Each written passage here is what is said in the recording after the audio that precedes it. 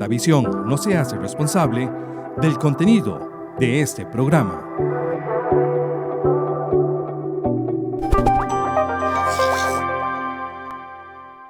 Gracias por sintonizar nuestro programa Hablemos, un espacio en el que analizamos temas del acontecer político, económico y cultural de nuestra región.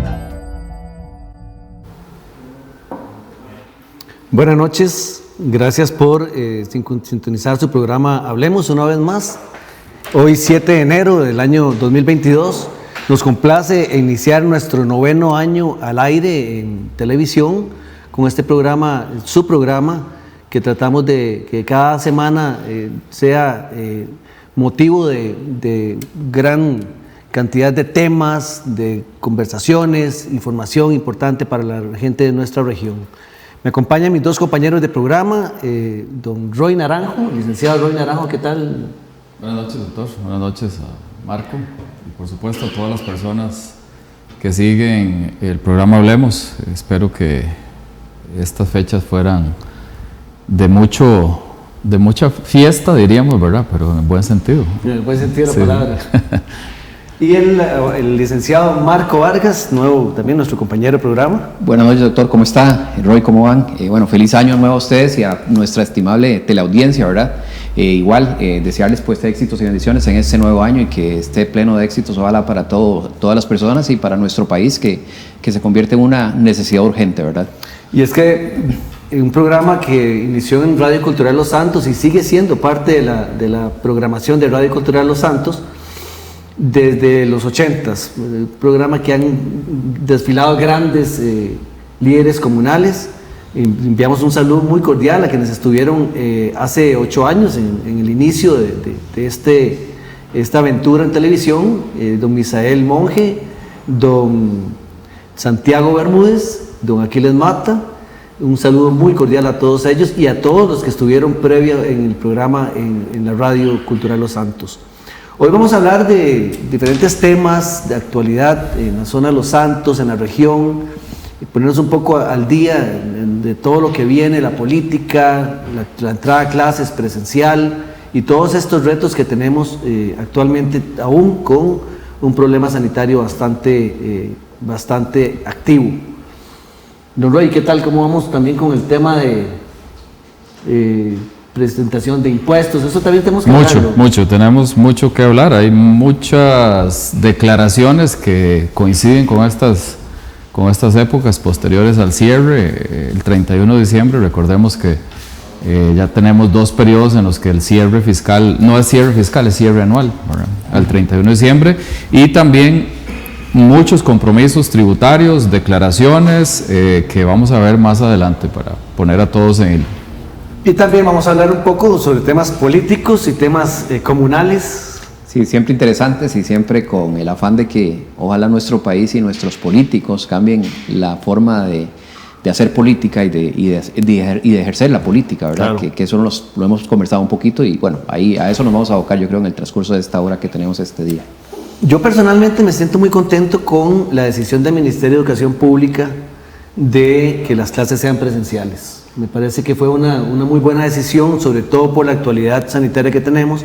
¿En qué sentido? Bueno, primero, ya las estadísticas muestran que tanto el SARS-CoV-2 original como la variante Delta no afectan tanto a los jóvenes, a los más jóvenes, incluso a los menores de 18 años no les afecta tanto, afortunadamente. Les afecta pues a quienes tienen factores de riesgo, ya jóvenes con cardiopatías, jóvenes con asma, etcétera. Pero la estadística muestra que ellos son más resistentes a una infección. Aparte, otro argumento muy importante que tuvo el Ministerio de Educación es que ya las cifras apuntan a que un 88% de los jóvenes han sido vacunados por lo menos con una dosis, que también pues refuerza bastante. Y es que es muy importante la educación en este momento. Son 2 años en los que por más esfuerzos que se hayan hecho ha habido un rezago importante. Sí, ahí es importante, bueno, yo comparto plenamente que hay que, en algún momento era bastante reacio al tema de la presencialidad, pero bueno, la presencialidad tiene otro factor que para mí es súper importante y es el tema de la convivencia o la interrelación. Yo estoy convencido y nadie me va dar una perspectiva diferente, o es muy difícil que me dé una perspectiva diferente del hecho de que esto ha afectado gravemente o de manera importante a nivel psicológico a toda nuestra gente joven y a los estudiantes. O sea, el hecho de no poder ir, compartir con la demás gente, el estar encerrados, el que se les haya cerrado esa posibilidad, me parece que de alguna forma había que retomarlo. La vida continúa, hay que echar para adelante. Yo mismo era muy reacio a salir, a exponer, pero bueno, en un momento dije a tomar los cuidados del caso, a ponerme ojo al Cristo con las señales que se vayan dando, pero la vida continúa, no podemos definitivamente, hay que reactivar la economía, hay que reactivar la educación. Tema de educación, me preocupa, me parece muy bien el tema que se reactive, el tema de presencialidad, pero bueno, yo creo que nos vamos a abocar también un poquito por ahí, ojalá haya el espacio y el tiempo para hablar del tema de una cuestión que para mí es súper importante en este país, que es el tema de reforma educacional. No podemos seguir por el sendero. Ahora estos 2 años han marcado un rezago todavía más importante en relación educación pública, educación privada, y parece que es un tema que va a tener que abocarse a analizar en todos los segmentos de nuestra sociedad. Y es que, Roy y Marco, hubo cosas totalmente inauditas. Finales de 2020 se dice que la Superintendencia de Telecomunicaciones iba a dar internet a 100,000 familias, internet gratuito a 100,000 familias. Y vemos que al final del 2021 no llegaron ni a 10,000. Entonces, esa esperanza que se generó a fines del 2020, en que íbamos a tener un año 2021 sin presencialidad, pero con buena conectividad, al final resultó ser un fiasco. Doctor, y hay un tema que, ahora que toca usted esto, es súper interesante, porque recordamos que Costa Rica hace algunos meses aprobó el tema de la ley de los nómadas digitales, o sea, donde el tema de interconectividad es súper importante. El tema, y que muchas veces pasa en este país, es que se aprueban leyes, se aprueban ciertas situaciones, pero no se da la logística o la infraestructura de la clase que sea para que eso sea una realidad. O sea, el problema, yo no tengo ningún problema de la virtualidad y creo que en alguna medida el mundo va hacia eso. El tema es que no hacemos nada con hablar de virtualidad, con hablar de interconectividad, sino damos los pasos necesarios para que haya una modernización y una optimización en el uso de las redes, en este caso las redes que nos permite esa interconectividad, ¿verdad? Eso grabado, con un tema que justamente discutimos nosotros tres, que fue el robo de cable. Comunidades como San Andrés de León Cortés, los muchachos se quedaron sin conexión a internet, sin telefonía fija. Y obviamente pues el internet que va por ese medio, por el robo de cable de San Andrés hacia allá, para decirlo de alguna forma. Y yo también comparto la opinión de ambos, la de Marco me parece, y los educadores han hecho un excelente trabajo. Es quizá desgastante o mucho más desgastante, al menos lo que he podido comentar con algunos educadores, esta forma de enseñanza. Pero yo que he acompañado a mi hijo en este proceso, es difícil, es muy difícil, y se enfrentaron ya en el caso de mi hijo, por ejemplo, y una de las hijas de Marco, a las pruebas FARO, que yo en algún momento dije, estas pruebas no debieron aplicarse en la época en la que estamos. Creo que con los muchachos en la casa no era el ideal aplicar las pruebas FARO, pero se aplicaron y hay que esperar los resultados. Vamos a ver cómo salen ellos. Que esto también tiene un silencio extraño de parte del Ministerio de Educación, y repito, los educadores han hecho un esfuerzo monumental, ¿verdad? Pero escándalos que se dieron por las pruebas y silencio que hoy en medios de comunicación estuve viendo que aún se guarda silencio respecto a inversiones millonarias que se hicieron relacionadas a este tema de las FARO, ¿verdad? Que me parece que ese fue el objetivo de aplicarlas, ¿verdad? Que era justificar toda la inversión que había hecho el MEP. Pero definitivamente ellos se han visto muy afectados en la parte, bueno, Marco mencionaba la parte de convivencia y eso, claro, por supuesto, eso es importantísimo, pero en la parte académica también. Mi criterio personal es que ellos se han visto muy afectados en eso.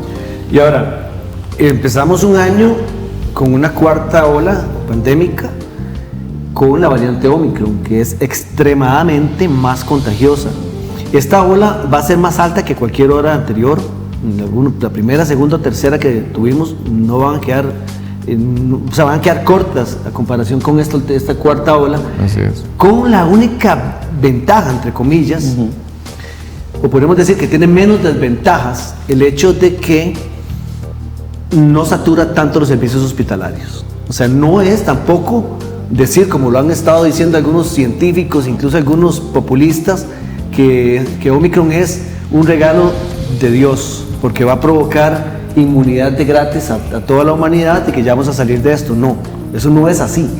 Lógicamente sí, los que no se han vacunado y se enfermen de Omicron van a adquirir cierto grado de inmunidad, pero estos sí pueden llegar a ocupar camas de hospital, estos sí pueden hacer neumonías, estos sí pueden llegar a fallecer. Ok, pero en buen principio, y bueno, es su campo, doctor, y es una situación que es importante aclararla. Yo sí sé que hay la posibilidad de contagio es mayor, o sea, hay una mayor, no sé si velocidad o posibilidad de contagio, pero sí a mí me ha surgido la duda y se ha hablado muchísimo el tema de que en buena medida es una variante menos agresiva. Menos agresiva, sí, Marco. Lo que pasa es que hablamos que es menos agresiva porque la mayoría de las personas que han estado expuestas a Omicron son personas que ya tenían vacuna. Entonces es menos agresiva en personas vacunadas, pero sigue siendo letal en personas no vacunadas. Bueno, que es súper importante porque yo he leído bastante sobre el particular y cuesta ver que sea tan clara la información. Uno diría, bueno, sí, los que estamos vacunados, pues de una u otra forma tenemos más posibilidades de salir avante, pero se ha tratado de relacionar el tema de no se ha dicho que Omicron está en función de vacunados o no vacunados. Lo que se ha dicho es que es una variante sí, pues sí. más... Sí hay algunos artículos que han salido que claramente muestran la ocupación hospitalaria en personas no vacunadas versus ocupación hospitalaria en personas vacunadas con Omicron. Lo que pasa es que, sí, en efecto, podemos decir que Omicron, en este momento, en un planeta donde hay tantas personas vacunadas, se está comportando más como gripe que como neumonía. Entonces, claro, eso pues es una de las razones por las cuales, volvemos al principio, se decide iniciar el periodo lectivo ya con presencialidad, incluso porque los educadores están obligados por ley a vacunarse. El que no se vacuna tiene que presentar un documento médico legal pero muy robusto para que se le autorice no vacunarse. El que está en plaza de... que no está en propiedad, de que está interino, no se le renueva el contrato si no presenta vacunación. Entonces, claro, vamos a tener a los educadores, que son los que podrían enfermarse de manera más aguda, digamos, porque son los que son mayores, vamos a tenerlos vacunados y ya tenemos a los jóvenes, que son los que usualmente se enferman de forma menos aguda y ya con un porcentaje importante, por lo menos con una vacuna. Es interesante, yo no sé si se enteraron el día de hoy que lo que está pasando con el tenista Novak Djokovic, el número 1 del mundo de la ATP, que no pudo sencillamente entrar a Australia, se le está impidiendo participar en el Australian Open, y es súper interesante y creo que esto va a generar todo un debate, o sea, porque ya empiezan a emitirse opiniones sobre el tema de libertad de disposición en relación con el cuerpo, el tema de la libre determinación, pero bueno, también viene por ahí el tema, y que en algún momento yo lo había tocado anteriormente en una entrevista que tuve, que es el tema del interés público, de un tema de salud pública, exacto, pero es súper interesante, y este tema de Djokovic pues va a traer a la palestra todo este tema otra vez. Que dicho sea de paso, ahí califica el dicho, repito, en guerra avisada no muere soldado, porque ya se le había dicho, o sea, ya él había expresado que estaba en contra de las vacunas, y ya se le había dicho, si no se vacuna, aquí no viene, y podrá ser el número 1 del mundo. Es más, podemos hacer una relación diferente, o sea, podrá venir aquí el presidente de Estados Unidos, que si no viene con vacuna no tiene por qué permitírsele hacer las cosas que no se le permiten a otras personas. La salud pública reina, el bienestar público reina sobre el bienestar particular y punto. Ahora, 3.153 casos hoy, ¿cuántas personas faltan de vacunar, doctor? Entonces, porque suena, o como decía Marco, depende de la vacuna, no depende de la vacuna, porque los ticos, a partir del 1 de enero nos olvidamos de ver televisión, o al menos temas relacionados con la pandemia, y nos enfocamos en disfrutar una Navidad que ya nos hacía falta. Pero tantas personas faltan de vacunar en Costa Rica, o al menos que tengan las dos dosis. Es que lo que pasa es que de esos 3.000 y resto de casos, ¿verdad? Hay un montón que ya están vacunados. Que recordemos que Omicron, incluso Delta, no deja de presentarse en personas vacunadas, da de una forma más favorable. Entonces, ahí en esos miles están vacunados, no vacunados, incluso asintomáticos, como por ejemplo 7 jugadores de la Liga Deportiva Alajuelense, un directivo, ninguno con síntomas, pero salieron positivos y son reportados porque se les hizo la prueba ya por default. Entonces, en esa cifra que tenemos, hay personas que están presentando un cuadro bastante favorable, y es que si esperamos no tener olfato o no tener gusto o tener una fatiga severa como lo presentaban las otras variantes, nos vamos a quedar perdiendo el tiempo, porque eso no se está dando. Sí. Omicron se está presentando con congestión nasal, con dolor de cabeza, con fiebre y con una fatiga menor a las anteriores.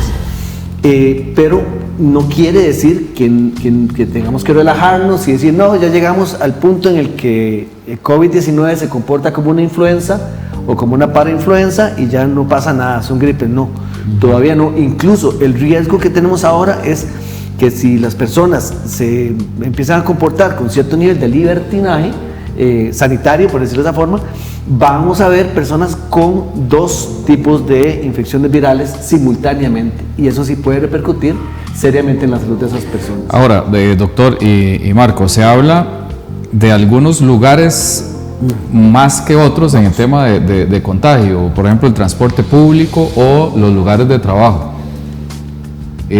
Vamos a los 20. Son, entonces, ¿qué diríamos? ¿Que la cercanía entre personas, entonces, o es que el virus se transmite a más, o esta variante se transmite a menos distancia, o por qué mencionan específicamente lugares de trabajo, oficinas o centros de trabajo y transporte público como los lugares más críticos para el contagio de esta variante? Sigue siendo un virus que se transmite en el aire, en lugares cerrados, donde la gente no usa la mascarilla apropiadamente, con solamente que en un bus hay una persona que use la mascarilla, por aquí ya ande con la nariz destapada, ya por ahí puede salir el virus y esparcirse. Aparte de que este virus tiene un montón de mutaciones en la espiga por la cual hace el contacto con las células respiratorias, entonces el cuerpo le cuesta más reconocerlo, incluso estando vacunados. Ya una vez que la enfermedad se empieza a desarrollar, pues las vacunas ayudan a que los anticuerpos que ya creamos puedan defendernos, pero sigue siendo una variante pandémica. No estamos todavía para relajar las cosas. Los países que empezaron a sentir los impactos de Omicron ya volvieron a pedir mascarillas, ya volvieron a controlar los aforos, ya están obligando en los centros laborales a que todas las personas estén vacunadas, y en fin, o sea, pues... Y yo creo que el error es muy importante lo que dice, porque al fin y al cabo el mensaje que está mandando esto es que tenemos que evitar definitivamente el tema de las aglomeraciones, tenemos que evitar siempre el tema de que concentrar grandes concentraciones de personas, porque hace más factible que haya esa transmisibilidad de que es lamentablemente, y ese es mi criterio personal, lo que propició el gobierno de la República. Cuando empiezan con bombos y platillos a anunciar, ya no tenemos pacientes internados, ya hoy no se murió nadie, vamos a cerrar el CEACO, vamos a mandar a todos los médicos que contratamos para las unidades de COVID, los vamos a mandar para sus respectivos centros de trabajo o a sus casas, a los que contrataron solamente por un tiempo.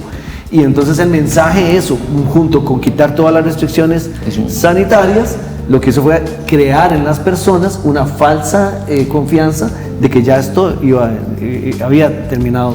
Lo que pasa es que cuando arrancamos, Marco, cuando arrancamos diciembre o cuando se eliminan las restricciones, no se hablaba o cuando aparece la nueva variante, no se hablaba de cuántos casos había en Costa Rica, como que el tema se quedó ahí, ¿verdad? Olvidémonos por estas fiestas de Navidad y Año Nuevo, y cuando regresamos es que ya nos encontramos con que la variante ya estaba en Costa Rica.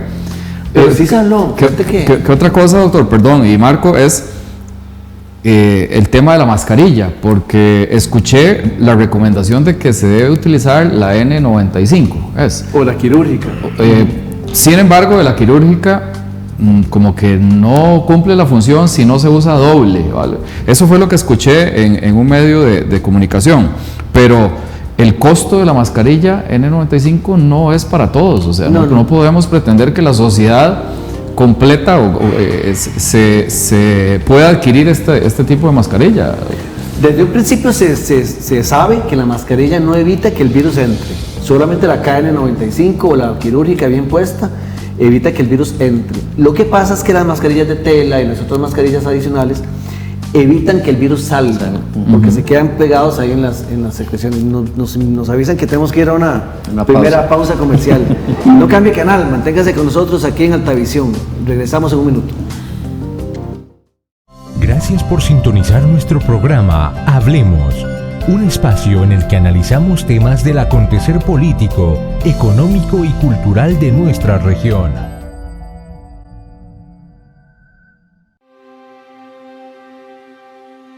...365 días al año estamos trabajando por usted, sin importar si es de día o de noche, si llueve o hace calor. Estamos operando para llevar la energía que mueve a 9 cantones, desde Desamparados hasta Los Santos y desde Mora hasta Cartago. Seguimos en ruta día a día, aún en medio de la pandemia, para que la electricidad llegue a todos los hogares y las comunidades sin importar dónde se ubiquen. Lo que nos motiva es el compromiso y la pasión por ser excelentes en lo que hacemos. Lo nuestro es un trabajo especializado, que requiere de esfuerzo, de los mejores recursos, conocimiento y entrega, para velar porque usted y los suyos sigan contando con la energía vital para el desarrollo y el bienestar. Este es el valor de la energía. Coope Santos, juntos podemos.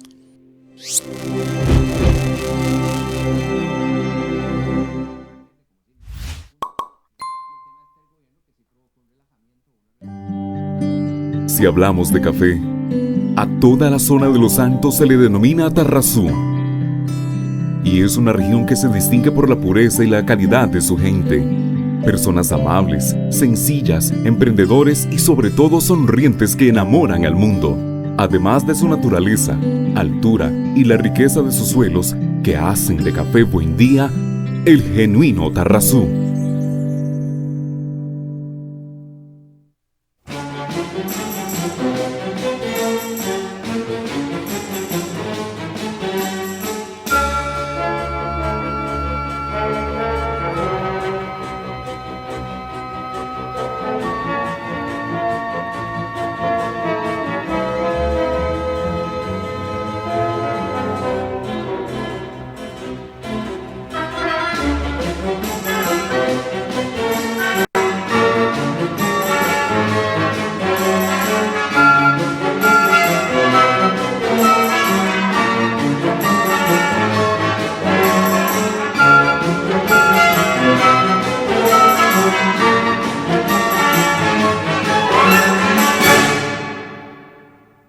Gracias por sintonizar nuestro programa Hablemos, un espacio en el que analizamos temas del acontecer político, económico y cultural de nuestra región.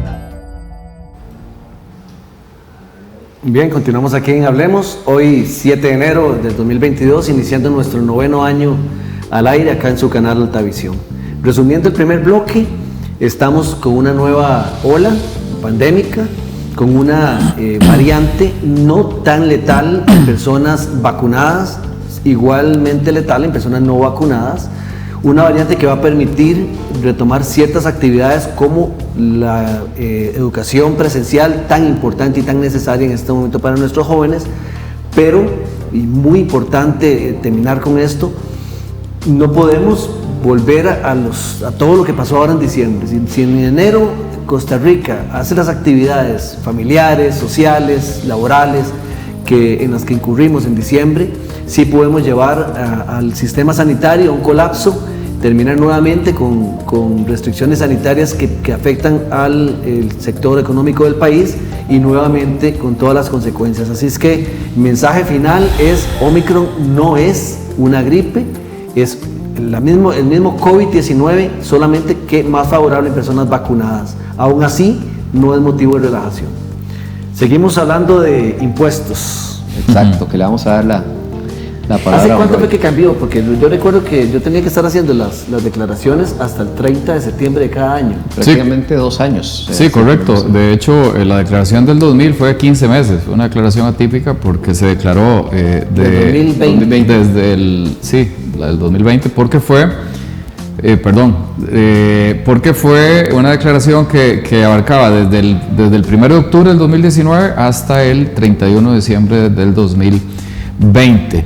Y este año, que el periodo era del 1 de enero al 31 de diciembre, pues obviamente del 2021. ¿Cuáles son las obligaciones inmediatas? Y vamos a hacer un recuento, y en esto yo sé que el licenciado Marco Antonio también me puede ayudar muchísimo. El IVA, obviamente, pues el IVA mensual, cerramos el 31 de diciembre, ahí empieza a correr el plazo, voy a devolverme un poquito, a la declaración de renta. Sin embargo, las obligaciones inmediatas son la declaración de IVA correspondiente al mes de diciembre. En esta declaración es diferente a las otras 11 declaraciones porque en esta se hace una liquidación anual del IVA. ¿Qué es esto? Que nosotros en la declaración tenemos que decirle al Ministerio de Hacienda o a Tributación Directa, en este caso, cuánto fue el total de las ventas y de las compras que realizamos con derecho a crédito o en este caso que tenían IVA o que eran grabadas con IVA. Y de todas las 11 declaraciones que presentamos, en esta última, al presentar o al decirle al Ministerio de Hacienda o a Tributación Directa, perdón, cuánto fue el total del año, entonces de ahí va a resultar una diferencia a favor o en contra de cada contribuyente. Es decir, si nosotros a Hacienda le pagamos en el año de IVA 800 colones y resulta que de esta liquidación final resultan 1000, entonces en esta declaración de diciembre que se presenta antes del 15 de enero, tenemos que pagarle esos 200 colones adicionales a Hacienda. Y por el contrario, ¿verdad? Si nosotros pagamos 1000 y de esta liquidación final resultan 800, entonces Hacienda nos va a dar esos 200 colones o los vamos a tener a favor o como crédito, se genera un crédito fiscal, como crédito fiscal. Es una declaración diferente, la declaración de diciembre, por esta característica. Otra declaración inmediata es la del régimen simplificado, el cuarto trimestre del régimen simplificado, que sería los meses correspondientes a octubre, noviembre y diciembre, que se tiene que presentar antes del 15 de enero, igualmente, que coincide también pues con este cierre. Les mencionaba la renta, la declaración de renta del régimen tradicional, que tenemos tiempo de presentarlas antes del 15 o hasta el 15 de marzo del 2022. Se mantiene el plazo que se establecía de 2 meses y medio posterior al cierre. Cuando presentábamos en septiembre teníamos tiempo hasta el 15 de diciembre. Ahora, como cierra al 31 de diciembre, tenemos chance hasta el 15 de marzo para presentarla, a excepción de aquellos contribuyentes que están en el régimen especial agropecuario, específicamente pues en nuestras zonas el tema de café, que declaraba con corte al 30 de septiembre. Ese sí se mantenía o mantuvo, perdón, el plazo que normalmente se venía estableciendo, aunque inicialmente la ley o el reglamento del régimen especial agropecuario establecía el cambio anual. Posteriormente la Dirección de Tributación Directa hizo una modificación manteniendo ese periodo. Entonces ellos ya tuvieron que declarar antes del 15 de diciembre. Otra cosa que se viene, la declaración de sociedades inactivas, ¿verdad? Que no se les olvide, no fue una única vez en la vida que se tiene que hacer, esta declaración se tiene que hacer, se tiene que presentar todos los años. Aquí lo que hacemos es declarar, no pagamos impuestos, porque corresponde a aquellas sociedades cuyo fin es el de mantener bienes, ¿verdad? Entonces tenemos que decirle a Tributación Directa cuáles son los bienes que tenemos en esa sociedad y de dónde los adquirimos. En este caso, si fue a través de una deuda o si fue a través de patrimonio. Eso es lo que el Ministerio de Hacienda quiere saber y le interesa. Ya después, y como le he dicho yo a muchas personas, o sea, después, si Hacienda le pone el dedo a alguno, pues entonces lo va a llamar a cuentas y le va a decir, mire, pues quiero saber de dónde salieron todas esas fincas, porque usted dice que fue patrimonio propio. Entonces yo quiero saber de dónde nació ese patrimonio. Si es una herencia, por ejemplo. Si es una herencia, no hay ningún problema.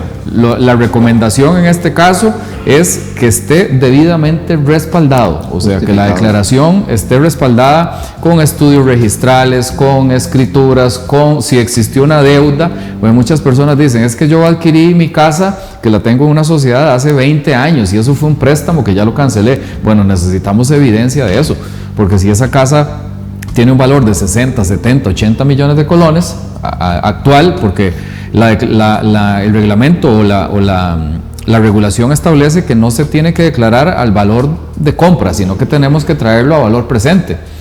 Entonces hay que respaldarse con la declaración que se presenta a la municipalidad, ¿verdad? La de bienes inmuebles, o con un avalúo, o con el valor fiscal, en este caso, bueno, y Marco me puede ayudar con eso, si es que ha tenido algún movimiento como una deuda, ¿verdad? Que lo podemos utilizar ese sí, y qué importante que Roy explique este tema del reporte que hay que hacer en las sociedades inactivas, porque en realidad, y ya se viene hablando de este tema hace bastante tiempo, ahora sí es un tema efectivo que en marzo vamos a tener que declarar todos los bienes que hay en esas sociedades inactivas.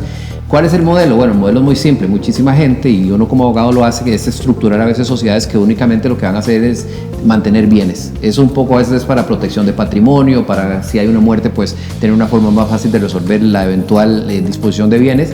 Pero acá Hacienda lo que efectivamente va a hacer, que no se crea que es que Hacienda está haciendo esto nada más por decirnos hagan el reporte de bienes, no, lo está pidiendo porque de alguna forma, en algún momento, va a suceder lo que dice Roy, que es establecer ahí una especie de control y tratar de determinar de dónde provienen esos bienes. O sea, si hay tal vez la causa siempre va a haber una causa legítima, eventualmente. Lo que no se va a poder justificar a veces es de dónde salieron los recursos.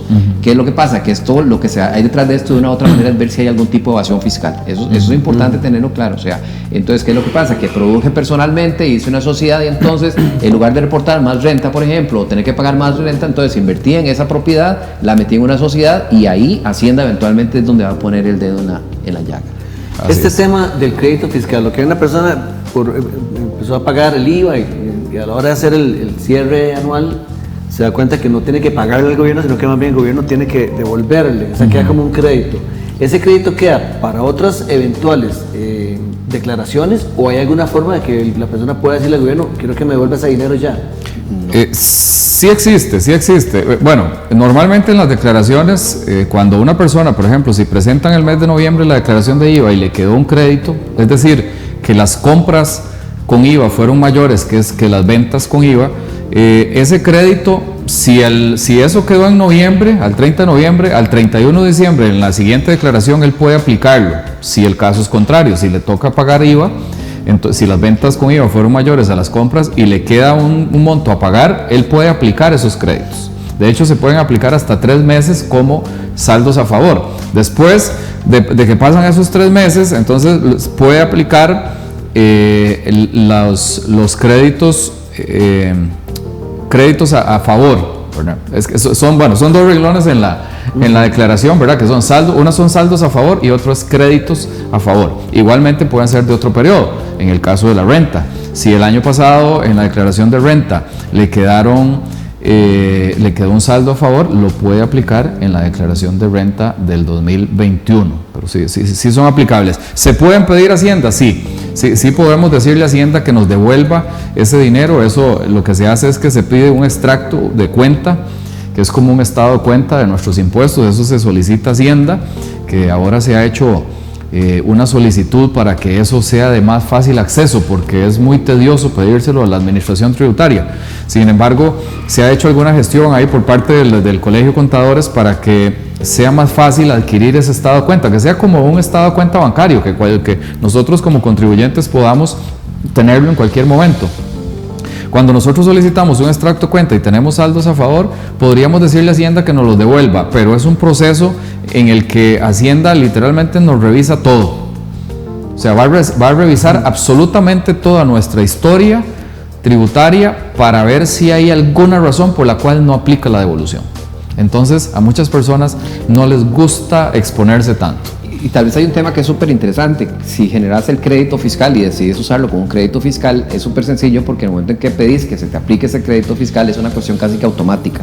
En cambio, si entramos en el proceso de requerir la devolución, es lo que sucede, lo que dice Roy, nos van a eventualmente a hacer todo un tema de historia a nivel hacendario o tributario para determinar si efectivamente esa devolución procede. Cuando usted lo hace y lo maneja como un crédito fiscal es muchísimo más sencillo. Hacienda ve que hay un crédito fiscal y sencillamente lo aplica al pago de otros tributos o otras cargas. Así es. Recordemos también, doctor y Marco, que hay otros créditos fiscales, aparte del IVA, por ejemplo, o los gastos en el tema de la renta. También tenemos las retenciones de tarjetas. Recordemos que a todas las personas o a todos los comercios que utilizan un datáfono se les retiene un 2% de renta, que eso es aplicable al final en su renta, además de los pagos parciales, que es obligación pues realizar los 3 pagos parciales.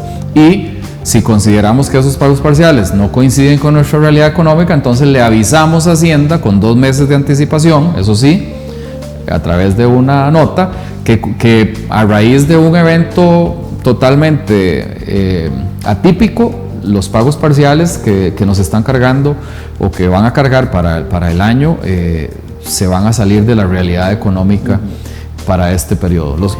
Tengo un amigo caficultor que casualmente la semana pasada estábamos hablando un momento ahí en la consulta médica y me contó, estábamos hablando precisamente de este tema y él me dijo que él tiene un muchacho, porque no me dijo que es contable, es un muchacho que trabaja en una cooperativa, que es el que le presenta las declaraciones. Y yo me quedé muy preocupado. ¿Cuál es el riesgo de que eso pase? O sea, ¿qué pasa si una declaración mal presentada? ¿Quién es el que asume la responsabilidad? Sí, en este caso, bueno, el Colegio de Contadores Privados ha sido muy claro en esto y el Colegio de Contadores Públicos también. Antes de empezar el cierre fiscal, han sido muy claros en que, si bien es cierto, no está establecido la obligación de que una declaración de impuestos sea presentada por un contador, ¿verdad? O sea, la puede presentar el mismo contribuyente o cualquier otra persona. Sí es importante separar, ¿verdad?, lo que es presentar una declaración de lo que es el registro contable. Se supone que la declaración es el resultado de un orden lógico que le damos a toda la parte económica de una empresa o de una persona física con actividad lucrativa. Entonces, y obviamente, pues al presentarlo un profesional debidamente acreditado, en este caso por el Colegio de Contadores Privados de Costa Rica, el respaldo va a ser mayor, y en caso de que exista algún problema, eventualmente esa persona podría acudir a la fiscalía del colegio, porque la fiscalía, pues en este caso, le puede abrir un proceso a aquel contador o aquel profesional que esté obviamente debidamente colegiado, si es que el afectado directo llega a poner ante ellos alguna denuncia en la cual ellos sienten que se ven obviamente afectados por alguna negligencia o por algún error. Pero, como te digo, el Ministerio de Hacienda o Tributación Directa como tal no establece la obligación de que sea un contador quien lo presenta. De hecho, en algún momento se dio ahí como un estira y encoge entre colegios profesionales y tributación, porque tributación estaba instando a que los contribuyentes presentaran sus declaraciones, ¿verdad? Y que era una forma muy fácil y que los formularios son muy fáciles de presentar, etcétera, etcétera. Y como que estaba dejando de lado, pues obviamente los profesionales que normalmente son los encargados de presentarlos. Pero hay otro tema que, hoy inclusive La Nación publicaba sobre el tema y es algo que de una u otra forma nos afecta a todos, que es el tema de impuestos a casas de lujo.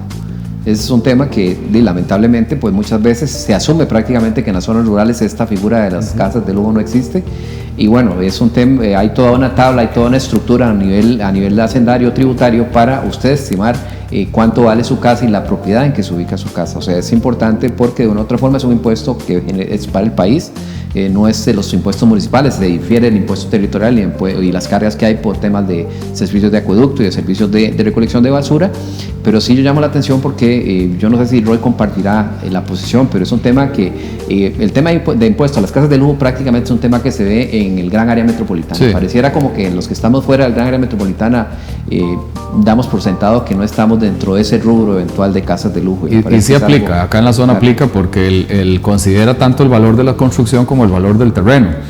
Y bueno, hay una tabla en la cual se ingresa, hay un formulario en el cual ingresamos y él nos pide pues todas las características de la casa, nos pide medidas, nos pide todo el tipo de construcción, etcétera, y ahí nos determina un valor para saber si la vivienda pues debe declarar este tipo que es de casas de lujo o impuestos solidarios que se llama. Exacto, inclusive es interesante, perdón, nada más que hasta existe ya, y Hacienda lo tiene, que es el mapa con los valores también, ¿verdad? Exacto. De los terrenos, o sea, exacto. De manera tal que usted mete la información y a usted le va a salir cuánto puede valer su terreno en cualquier comunidad que usted se ubique. Vamos a ver, aquí tenemos varios saludos, un saludo muy especial a doña Mayra Navarro, que nos están viendo una observación durante el programa, nos dice que excelente tema, muy interesante. Don Jesús Barbosa nos envía un saludo desde Goicochea. Sandra, que se me metió, vamos a ver. Sandra Romero dice gracias, muy importante la información, bendiciones. Omar Navarro Barbosa, saludos desde Goicochea. Y don Jaime Solís Umaña, que le enviamos un muy cordial saludo, nos dice: ¿por qué hay negocios que cobran un monto en efectivo y si es con tarjeta, es otro monto. Eso es muy importante. Eso es muy importante porque lo hemos hablado en el programa. Sí. Es una mala práctica que tiene años y años y años de desarrollarse y ojo, muy claro, en comercios pero muy fuertes de esta zona. Sí, hay cosas que hay que separar, Jaime. A ver, voy a hacer... Vamos a comerciales.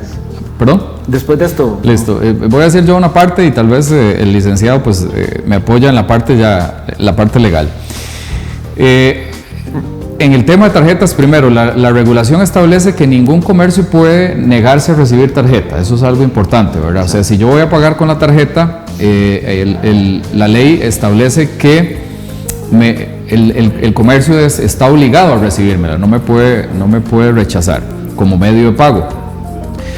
Hay algunos sectores como el de la salud privada, ¿verdad? En el cual en este cambio de regulación, cuando nace el IVA como tal, a los médicos o a los servicios de salud privado, la ley contempla que si yo le pago al doctor Roldán con tarjeta, en la factura me hace la devolución del IVA.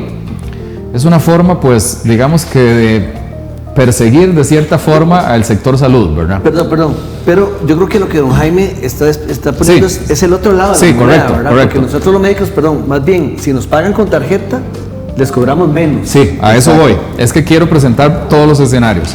Entonces, posiblemente, si don Jaime llama a alguna clínica y le dice, mira, si me paga con tarjeta, la consulta cuesta 20,000 o 30,000 más el IVA, más el 4% de IVA. Si me paga en efectivo, perdón.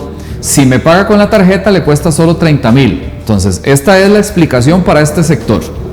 La explicación de que sea más barato con la tarjeta. Vamos a un almacén de un depósito de materiales, una farmacia, una tienda. Ahí tal vez hay un doble factor y yo diría que hay dos temas súper importantes. Un primer tema es muchas veces evitar a través del cobro en efectivo, y por eso tal vez cobro más barato, porque es evitar la comisión que carga la tarjeta de crédito. Sí. Es un primer punto. Sí. Y el otro punto hay que ser claros y hay que ser honestos. O sea, el otro punto es que es una forma de evadir el fisco. O sea, Es que eso no hay es. otra. O sea, Se va a ir el fisco, claro, y también la entidad quitarse el porcentaje que le va a quitar el banco. Claro, exacto. Eso es, son O sea, los en dos. realidad, podríamos, antes de irnos a la pausa comercial, es decirle a don Jaime Solís que esas actividades, esa mala práctica es totalmente denunciable. Sí, la Defensoría del Consumidor y el Ministerio de Economía es claro en que el cobro con tarjeta no debe implicar un costo adicional o un gasto adicional para el consumidor.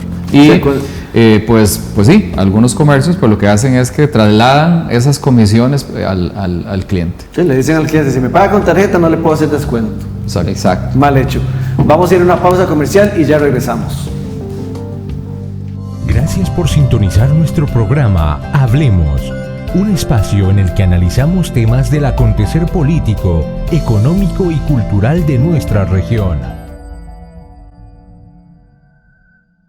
El Instituto del Café invita al sector productor nacional a acercarse a las oficinas regionales del Instituto del Café de Costa Rica para que presenten los formularios de declaración jurada donde consignarán la lista de recolectores que se encuentran en el Parque Cafetalero y de esta manera garantizarles el acceso al aseguramiento de la población recolectora. De esta manera fortaleceremos la responsabilidad social del productor y de Café de Costa Rica ante el mundo.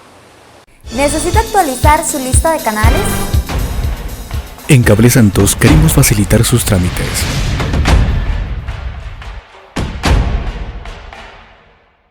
Solicite soporte al WhatsApp 8392-2525. Envíenos su nombre completo y número del suscriptor y nuestros agentes del centro de contacto lo atenderán. Somos Cable Santos. Siga disfrutando de su programación favorita y asegúrese de contar con todos los canales que ofrecemos. En Cable Santos queremos facilitar sus trámites. Contáctenos al WhatsApp 8392-2525. Juntos podemos. Gracias por sintonizar nuestro programa Hablemos, un espacio en el que analizamos temas del acontecer político, económico y cultural de nuestra región.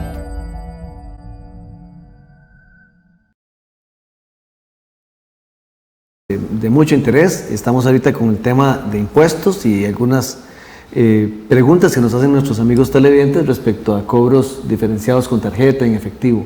Pero nos decía nuestro gran amigo Francisco Godínez, que en algunas promociones sí no aplica el hecho de que para adquirir la promoción tengas que pagar con tarjeta, sino que sí tiene que ser en efectivo. Sí, se vale. Sí, eso sí, porque el negocio está asumiendo un descuento. Podría decir que la mercadería la tiene a un 50% de descuento de su costo inicial, y si se le paga con tarjeta, pues aparte de eso perdería la comisión, ¿verdad?, que le va a cobrar, en este caso, la emisora de las tarjetas o el dueño del datáfono, más bien, ¿verdad?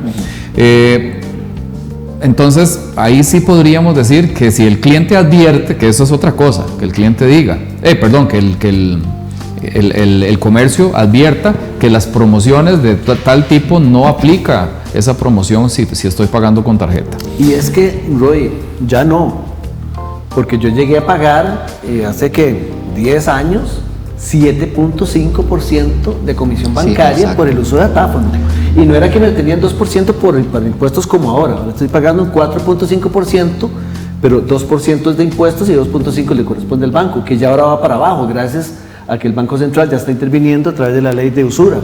Pero antes sí, la verdad es que era un compromiso usar el datáfono. Sí, el comercio, por tener el datáfono, por uso del datáfono, el banco le va a cobrar le va a retener un 2% de renta, que eso no es un cobro, sino que ese 2% lo puede aplicar en su declaración de renta, que es importante. Le va a retener un 5.3% de IVA,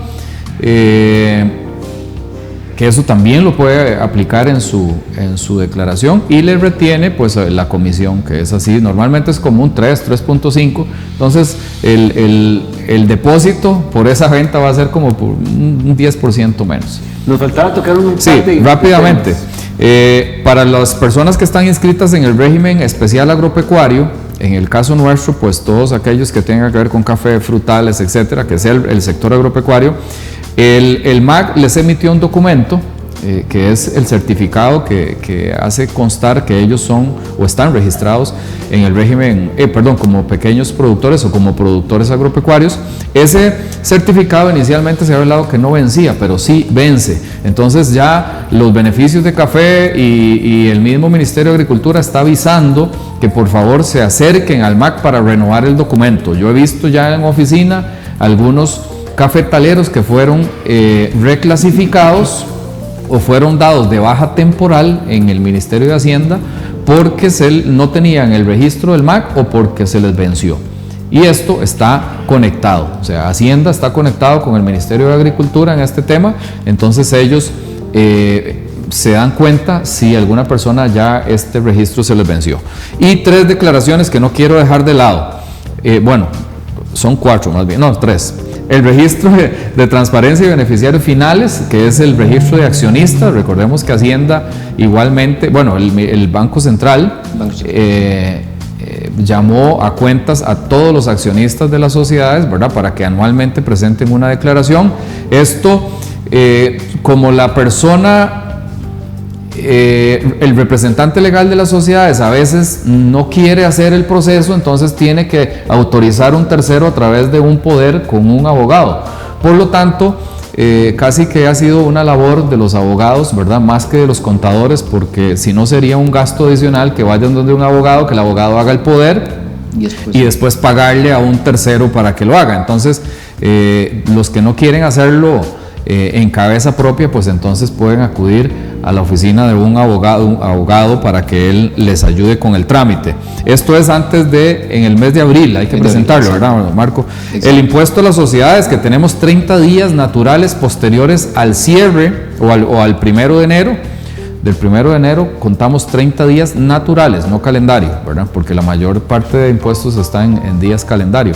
Pero en el caso del impuesto a las sociedades, 30 días naturales posteriores al 1 de enero para pagarlo. Eso Hacienda lo va a cargar solito, no tienen que ir donde ningún profesional para que se lo calcule. Eso está solito ahí, como pagar la luz o como pagar el teléfono.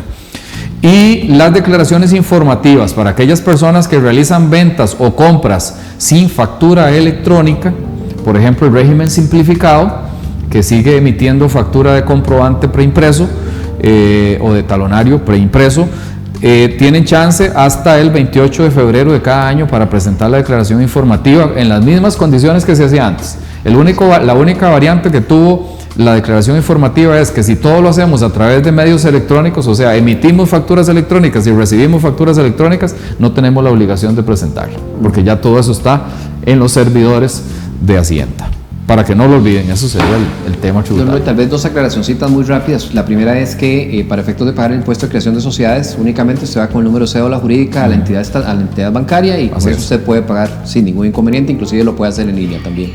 Y el otro tema también, que era lo del tema de registro de accionistas, es importante, y yo se lo he dicho a mucha gente, que es importante que saquen su firma digital.